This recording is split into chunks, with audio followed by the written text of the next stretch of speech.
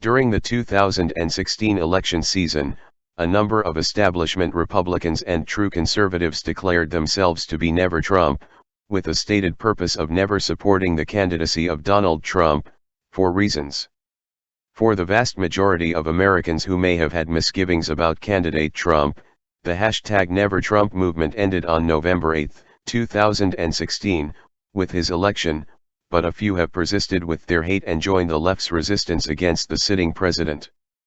Though he may have lagged somewhat behind other former Never-Trumpers, National Review editor Rich Lowry has now attempted to extricate himself from that position by publicly noting how good a job Trump has done over the course of his first year in office. Watch as now former Never-Trump Rich Lowry explained to MSNBC Morning Joe hosts why he gave Trump an A+ grade for his first year. "I've been wrong about two things with this presidency," Lowry began.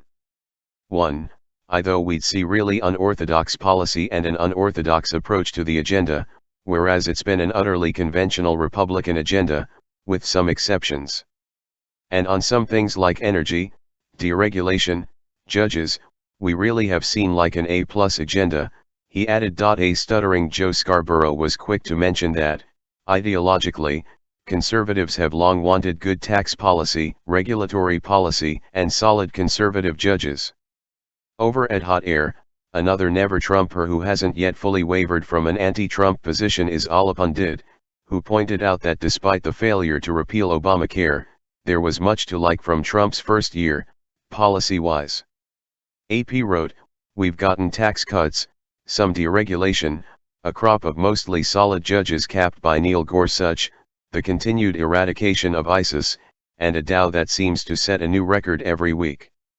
The worst fears of the Never-Trumpers have not come to pass yet, in that there has been no major trade war with China or nuclear exchange with North Korea, nor has Trump governed like a Democrat or tossed aside the Constitution to rule by executive fiat as his predecessor so often did. If not for the tweets, OMG, the tweets. More Never-Trumpers might be compelled to shed the never from their title going forward, as Lowry appears to have done.